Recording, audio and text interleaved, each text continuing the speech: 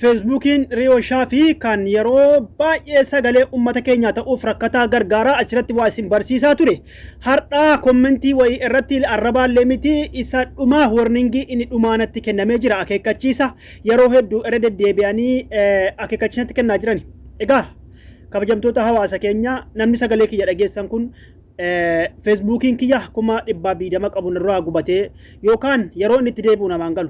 Kuno profailiin isaa kana maqaan koriyoo peejiidha hashtag godhaatii bakka hundatti nama hunda biraan gahaa naaf deebisaa Facebook kiyya wallahi al'aazim iimoonan guruppii hidhee hawaasa kooti sagalee ta'a malee hin dhiisu.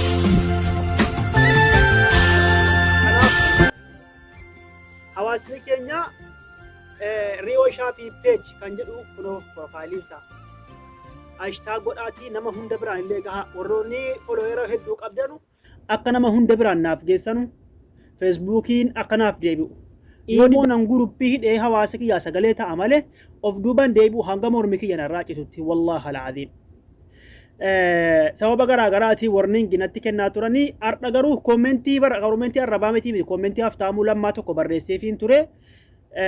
Sanarratti warningi isa dhumaa akeekkachiisatti kennanii yoo yaalii godhee rabbina gargaaraan deeffadhe yoon deeffachuu baadhes riyooshaa fi peeji kan jedhu kun profaayilii isaallee kana hashtag gochuudhaan fuula feesbuukii irratti itti barreessuu ta'us viidiyoo buuftanii nama erguu ta'us haala kanaan akkanaa deebiftanu abdiin qaba ilmaan Oromoo. Warrillee sababa siyaasaatiif natti mufattanii natti gammaddanuu unkaan dassaa laachuu waa gammaddan isiniin jedheen jira. Inafu nan deeffadha ammas bi'iznillaahi ta'ala ummata kootiif sagalee ta'uun immoo wallahi al'aazim sooshaal miidiyaa irraa yoon gale guruppii iimoo hidhee waastaappiidhaan ummataaf sagalee ta'a malee abadan hin dhiisu jala sararaa beekaa kana nagaan